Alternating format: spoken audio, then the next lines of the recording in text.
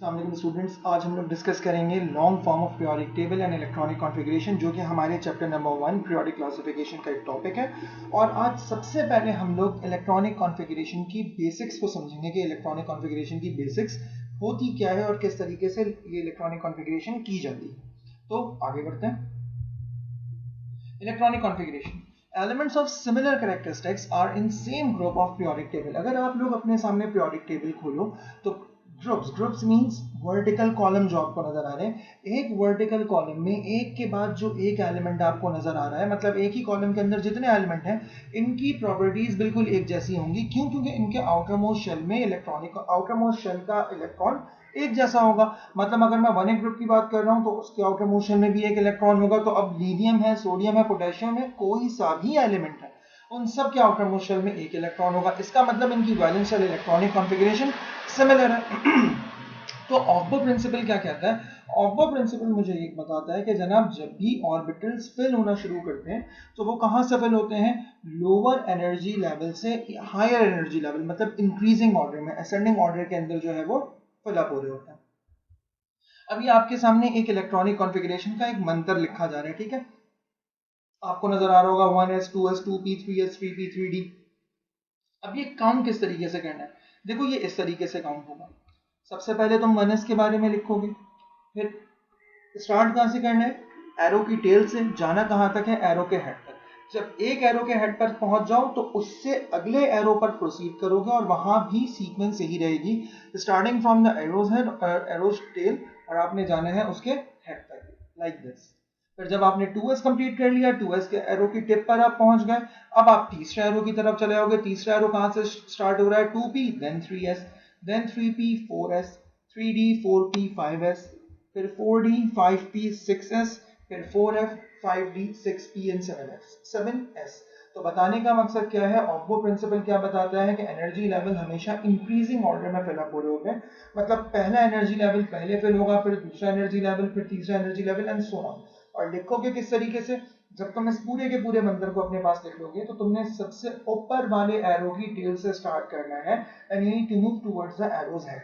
जब आप पहले एरो के हेड पर पहुंच जाओगे तो आप दूसरे एरो पर चले जाओ, दूसरे एरो की टेल से स्टार्ट करोगे, फिर उसके हेड तक पहुंचोगे एंड सो ऑन। ठीक है, आगे बढ़ते हैं। उससे पहले हमारे लिए एक और जानना भी चीज जरूरी है कि जनाब एनर्जी लेवल्स में कैपेसिटी कितनी होती है। अच्छा, उसके लिए क्या करेंगे? We must know how to calculate the capacity of each energy level. उसके लिए हम लोगों ने एक फॉर्मूला पढ़ा हुआ है जनाब, दैट इज 2n², और n की वैल्यू रिप्रेजेंट करती है नंबर ऑफ एनर्जी लेवल। मतलब अगर आप पहले एनर्जी लेवल में डील कर रहे हो तो n की जगह 1 आ जाएगा, अगर आप दूसरे एनर्जी लेवल में डील कर रहे हो तो n की जगह 2 आ जाएगा, अगर आप पांचवें एनर्जी लेवल में डील कर रहे हो तो n की जगह 5 आ जाएगा। तो हम जल्दी जल्दी कैपेसिटी चेक कर लेते हैं हर एनर्जी लेवल की। अगर मैं पहले एनर्जी लेवल में हूं तो मैं n की जगह 1 पुट कर दूंगा, 1 का स्क्वायर 1 के बराबर एंड 1 2 2। इसका मतलब पहले एनर्जी लेवल में सिर्फ 2 इलेक्ट्रॉन आ सकते हैं। दूसरे एनर्जी लेवल में आप n की जगह 2 पुट करोगे, 2 का स्क्वायर 4, 4 2 8। इसका मतलब दूसरे एनर्जी लेवल में 8 इलेक्ट्रॉन आ सकते हैं। तीसरे एनर्जी लेवल में आप n की जगह 3 पुट करोगे, सो 3 स्क्वायर 9, 9 2 18। इसका मतलब तीसरे एनर्जी लेवल में 18 इलेक्ट्रॉन्स आ सकते हैं। चौथे एनर्जी लेवल में जब आप बात करोगे तो n की जगह 4 पुट करोगे, 4 का स्क्वायर 16, 16 2 32। इसका मतलब fourth energy level has the capacity to contain 32 maximum electrons. ठीक है, पांचवे में आप n की जगह 5 पुट करोगे तो 5 का स्क्वायर 25, 25 2 50। इसका मतलब फिफ्थ एनर्जी लेवल में 50 इलेक्ट्रॉन की कैपेसिटी है। सिक्स एनर्जी लेवल में 72 इलेक्ट्रॉन्स की कैपेसिटी है, जबकि सेवेंथ एनर्जी लेवल में 98 इलेक्ट्रॉन्स की कैपेसिटी है। तो इस तरीके से आपको 7 एनर्जी लेवल्स तक के इलेक्ट्रॉन की कैपेसिटी का अंदाजा हो गया। बिफोर मूविंग ऑन, एक चीज और जहन में रख लीजिए कि ये 7 के 7 एनर्जी लेवल 4 तरह के ब्लॉक्स के अंदर काम कर रहे होते हैं, 4 तरह के सब एनर्जी लेवल्स के अंदर काम कर रहे होते हैं, जिसको हम S, P, D और F कहते हैं। और S के अंदर कैपेसिटी होती है मैक्सिमम 2 इलेक्ट्रॉन की, P के अंदर होती है 6 इलेक्ट्रॉन की, D के अंदर होती है 10 इलेक्ट्रॉन की, और F के अंदर होती है 14 इलेक्ट्रॉन की। तो आगे बढ़ते हैं। तो अब ये काम किस तरीके से करता है, जरा इसको देखते हैं। देखो, मैंने तुम लोगों की आसानी के लिए क्या कर दिया है, s ऑर्बिटल को मैंने ग्रीन से रिप्रेजेंट कर दिया है, p को मैंने ब्लू से रिप्रेजेंट कर दिया है, d को मैंने पर्पल से रिप्रेजेंट कर दिया और f को मैंने रेड से रिप्रेजेंट कर दिया। जहन में क्या बात रखनी है, s ऑर्बिटल में 2 से ज्यादा इलेक्ट्रॉन नहीं आते, p में 6 से ज्यादा नहीं आते, d में 10 से ज्यादा नहीं आते, f में 14 से ज्यादा नहीं आते। और एक और चीज, अगर एक ऑर्बिटल में s ऑर्बिटल के 2 इलेक्ट्रॉन आ चुके हैं तो अब उस ऑर्बिटल में s ऑर्बिटल के मजीद इलेक्ट्रॉन नहीं आ सकते। अगर आपको s ऑर्बिटल फर्दर प्लेस करना है तो नेक्स्ट एनर्जी लेवल लाजमी बनाना पड़ेगा। अब स्टार्ट करते हैं। कहानी शुरू होती है 1s2 से। 1 का मतलब क्या हुआ, पहला एनर्जी लेवल, और इसके s ऑर्बिटल में 2 इलेक्ट्रॉन। तो पहले एनर्जी लेवल में तो इलेक्ट्रॉन ही 2 आ सकते हैं, तो इसका मतलब पहले एनर्जी लेवल में जो आपके पास सब एनर्जी लेवल मौजूद है वो सिर्फ s मौजूद है और उसके अंदर सिर्फ 2 ही इलेक्ट्रॉन आ सकते हैं, लाइक दिस।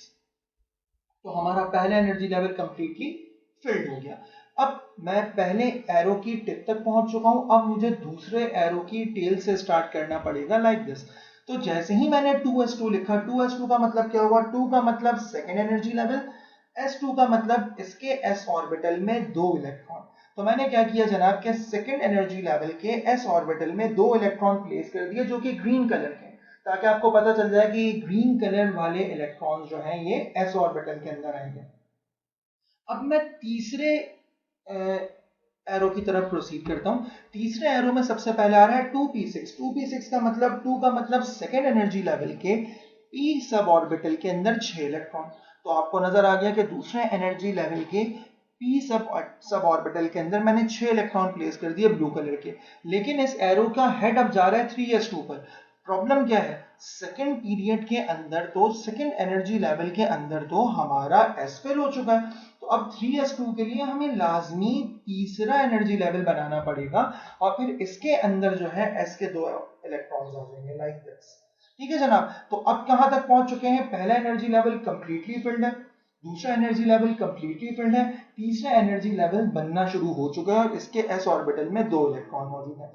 चौथे एरो से जब आप स्टार्ट करोगे तो सबसे पहले आप 3p6 पर पहुंचोगे। 3p6 का मतलब क्या हुआ जनाब कि थर्ड एनर्जी लेवल के p सब ऑर्बिटल के अंदर 6 इलेक्ट्रॉन जो कि ब्लू से रिप्रेजेंट हो रहे हैं और हमने इनको प्लेस कर दिया। इसका मतलब क्या हुआ, अब तक p और अब तक थर्ड एनर्जी लेवल के अंदर टोटल 8 इलेक्ट्रॉन आ चुके हैं, जबकि थर्ड एनर्जी लेवल की कैपेसिटी है 18 इलेक्ट्रॉन की। इट मींस इसमें अभी भी 10 वैकेंट पोजीशंस बाकी हैं, 10 मजीद इलेक्ट्रॉन प्लेस हो सकते हैं। इस बात को जहन में रखिएगा, ये बात थोड़ी देर बाद आपके काम आएगी। क्या कि थर्ड एनर्जी लेवल के अंदर मैक्सिमम नंबर ऑफ इलेक्ट्रॉन 18 आ सकते हैं। इस वक्त मेरे पास जो है वो 8 इलेक्ट्रॉन मौजूद हैं, 2 s ऑर्बिटल के और 6 p ऑर्बिटल के। फिर ये एरो जा रहा है 4s2। अब थर्ड एनर्जी लेवल का s भी फिल्ड है, सेकेंड एनर्जी लेवल का s भी फिल्ड है, फर्स्ट एनर्जी लेवल का s भी फिल्ड है। अब ये s लाजमी तौर पर चौथे एनर्जी लेवल में जाकर बैठेगा, इसीलिए 4s2 का मतलब चौथे एनर्जी लेवल के s सब ऑर्बिटल के 2 इलेक्ट्रॉन्स। ठीक है जनाब। अब आगे बढ़ते हैं। अब आपको नजर आया 3d10। इस 3d10 का मतलब क्या है। अब आप ये बोलेंगे कि सर हम चौथे एनर्जी लेवल पर पहुंच चुके हैं, तो अब हमने पहले 3 को क्यों फिल किया, अब हम 3 पे दोबारा क्यों जा रहे हैं। तो इसका बड़ा आसान सा रीजन है। तुम्हारे पीरियोडिक टेबल में जब तुम 4s2 को क्रॉस करते हो तो 4s2 के बाद तुम्हें d ब्लॉक के एलिमेंट बने हुए नजर आते हैं। d ब्लॉक के एलिमेंट का मतलब इनकी इलेक्ट्रॉनिक कॉन्फ़िगरेशन d ऑर्बिटल पर खत्म हो रही होगी। लेकिन प्रॉब्लम क्या है, देखो जब तक 1 का s फिल नहीं हुआ 2 का s नहीं भरा, जब तक 2 का s फिल नहीं हुआ 3 का s नहीं भरा, जब तक 4 का s फिल नहीं होगा ऐसे ही 5 का s भी नहीं भरा जाएगा। ऐसे ही देखो तुम्हारे पास जो 3d10 है, इसका मतलब क्या है कि ऑल दो हम बात कर रहे हैं इस वक्त फोर्थ पीरियड के अंदर, लेकिन जब तक थर्ड एनर्जी लेवल का d ऑर्बिटल फिल्ड नहीं होगा, क्या चौथे एनर्जी लेवल का d ऑर्बिटल फिल्ड हो सकता है? डेफिनेटली नहीं। इसका मतलब क्या हुआ, जहां से 4s2 के बाद आप कहानी लेकर जाओगे 3d10 पे। क्यों? मैंने अभी 2 मिनट पहले बोला था कि third energy level can contain maximum of 18 electrons. Right now we have 8 only. इसका मतलब हमारे पास 10 इलेक्ट्रॉन्स की जगह बाकी है। 2 energy level, 2 electrons s orbital के हो गए, 6 इलेक्ट्रॉन जो है वो p ऑर्बिटल के हो गए, तो बाकी 10 कौन से के बचे होंगे? d ऑर्बिटल के बचे होंगे डेफिनेटली। अब अगर मैं 4d को पहले फिल कर दूं तो 3d तो वेकेंट हो जाएगा। ऐसा नहीं हो सकता। तो पहले मुझे, और ऑल्फो प्रिंसिपल ने क्या कहा था कि लोअर एनर्जी लेवल पहले फिल होगा, तो ये 4d10 पर कहानी नहीं जाएगी, ये 3d10 पर आ जाएगी। मतलब पहले थर्ड एनर्जी लेवल के d सब ऑर्बिटल के 10 इलेक्ट्रॉन प्लेस होंगे, लाइक दिस। अब आपका थर्ड एनर्जी लेवल कंप्लीट होगी। अब उसमें 18 के 18 इलेक्ट्रॉन आ चुके हैं। अब उसके बाद जब आप 3d10 से आगे प्रोसीड करते हो तो 4p6 पर जाते हो। इसका मतलब चौथे पीरियड के p सब ऑर्बिटल के अंदर 6 इलेक्ट्रॉन जो कि हमने प्लेस कर दिए, और उसके बाद एरो की टिप जा रही है 5s2 पर। इसका मतलब क्या हुआ कि हमें s ऑर्बिटल के 2 इलेक्ट्रॉन प्लेस करने हैं, और डेफिनेटली चौथे में तो वो फिल नहीं हो सकते क्योंकि चौथे में s ऑर्बिटल पहले से ही आ चुका है, फिल अप हो चुका है। तो मुझे लाजमी तौर पर इस 5s2 का मतलब है 5वां एनर्जी लेवल बनाना पड़ेगा, और इसके अंदर मुझे 2 इलेक्ट्रॉन्स प्लेस करने पड़ेंगे।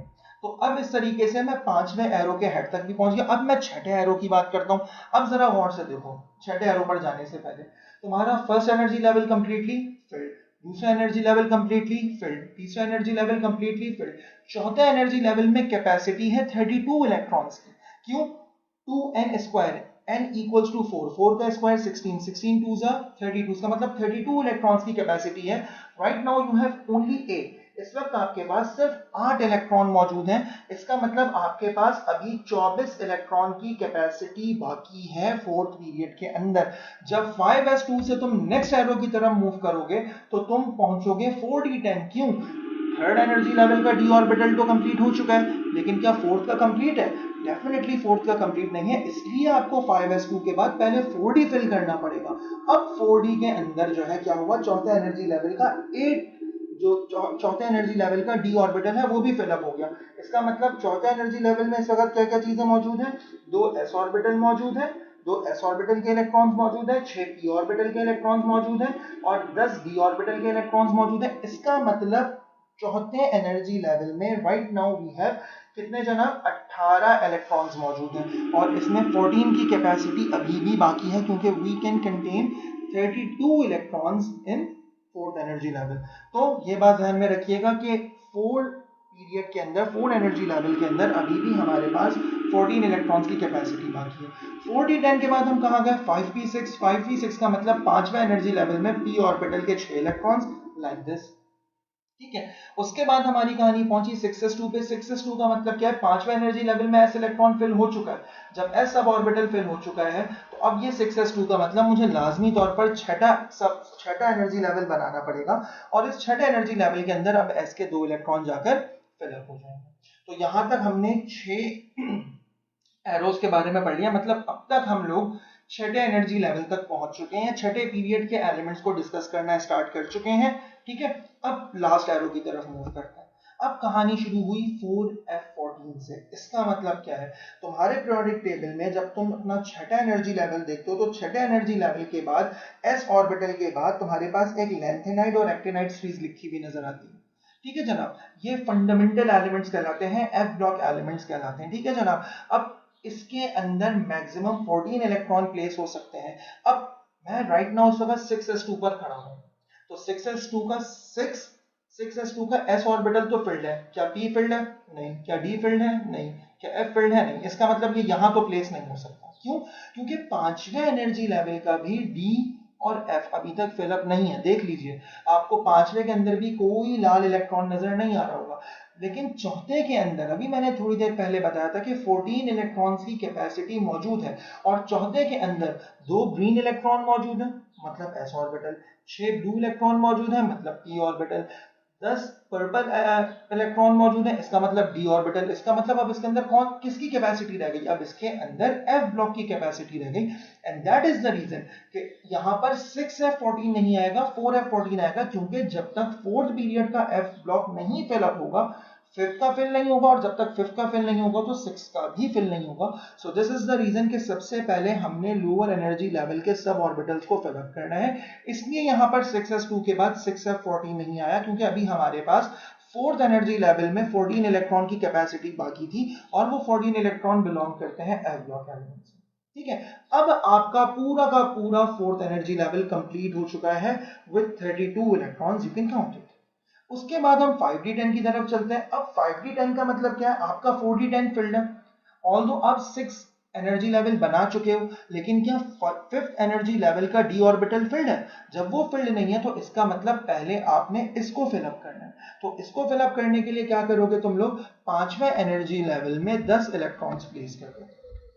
ठीक है, उसके बाद क्या होगा, अब तुम्हारे पांचवें एनर्जी लेवल का p ऑर्बिटल तो ऑलरेडी फिल्ड है, क्योंकि तुम्हें पांचवें एनर्जी लेवल के अंदर जो है वो ब्लू कलर के स्पॉट्स नजर आ रहे हैं, लेकिन तुम्हें छठे एनर्जी लेवल में ये स्पॉट्स नजर नहीं आ रहे। इसका मतलब अब अगर कोई p फिल्ड होगा तो वो पांचवें के ऊपर वाले एनर्जी लेवल में फिल्ड होगा, और पांचवें के ऊपर वाला energy level basically six energy level है। इसका मतलब सिक्स एनर्जी लेवल में p ऑर्बिटल के 6 इलेक्ट्रॉन आपने प्लेस कर दिए।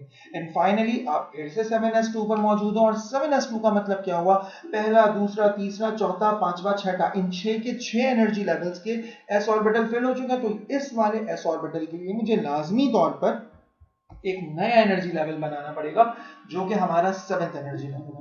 तो बताने का मकसद क्या है जनाब, अगर आपको प्रिंसिपल समझ में आ गया, ये बात समझ में आ गई कि इंक्रीजिंग ऑर्डर में एलिमेंट्स अरेंज होंगे, और s के अंदर 2, p के अंदर 6, d के अंदर 10 और f के अंदर 14 इलेक्ट्रॉन मैक्सिमम प्लेस हो सकते हैं, और एक ऑर्बिटल में एक ही दफा s आएगा, एक ही दफा p ऑर्बिटल फिल होगा। मतलब अगर मैं 2p एक साथ लिख रहा हूं तो इसका मतलब एक p प्रीवियस एनर्जी लेवल का होगा और एक p करंट एनर्जी लेवल का होगा।